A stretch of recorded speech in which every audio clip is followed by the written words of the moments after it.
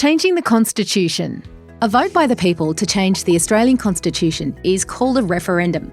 Since 1901, there have been 44 proposals for constitutional change put to the Australian people, and 8 of these have been approved. The Australian Constitution was adopted in 1901 at Federation. The writers of the Constitution knew it might date, so they included a mechanism to be able to change it in the future. This is through a referendum process. The framework for referendums is outlined in the last chapter, Section 128 of the Constitution. The conduct of a referendum is regulated by Commonwealth legislation and run by the Australian Electoral Commission. Voting in referendums is compulsory for Australian citizens aged 18 years and over. Referendums usually follow periods of community discussion and debate about change. For example, the 1967 referendum was a response to petition campaigns and community concern for the lack of civil rights for Aboriginal people. The 1999 referendum followed years of widespread community discussion and positive public polls about Australia becoming a republic, and after clear support for a republic emerged during the Constitutional Convention in 1998. There are a number of steps in holding a referendum. First, the proposed change to the Constitution is introduced to Parliament in the form of a bill.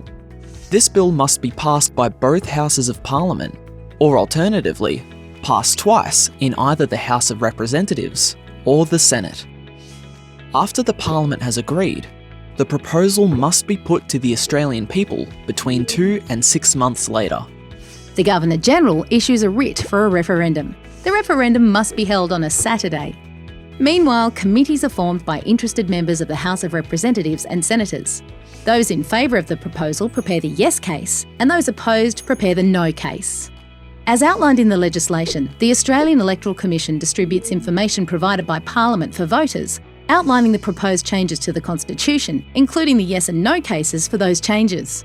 The 1967 referendum was about 2 issues in the Constitution: giving the Commonwealth control over Aboriginal affairs, and deleting a section in the Constitution that said Aboriginal people should not be counted in the population census. This bill for this referendum was passed unanimously by both Houses of Parliament. As a result, no case was provided for voters. By contrast, in the 1999 public referendum, there was widespread community discussion about becoming a republic and what model of republic Australia should become. As a result, the yes and no cases provided by Parliament were extensive. Voters vote in a referendum by writing yes or no in answer to the question on the ballot paper. Lastly, the votes are counted by the AEC. To become law, as outlined in the Constitution, the change to the Constitution must be approved at the referendum by a double majority of voters. This means that a national majority, more than half of voters from all states and territories, vote yes, and a majority of voters in a majority of states vote yes, which means at least 4 out of 6 states. For example, in the 1967 referendum, there was a strong yes vote with a significant majority in all 6 states and a national majority of almost 91%. This referendum attracted more support than any other referendum held since Federation.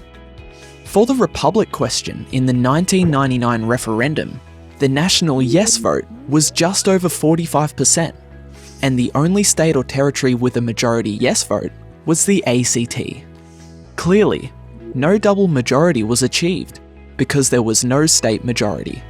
Importantly, if a double majority is achieved in the referendum, the Constitution is changed. Why have so few referendum questions been passed?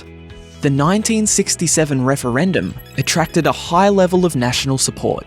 Other referendum questions that have been passed include setting a retirement age for High Court judges in 1977, allowing voters in the territories to take part in referendum votes, also in 1977, and in 1946, increasing Commonwealth power over social services.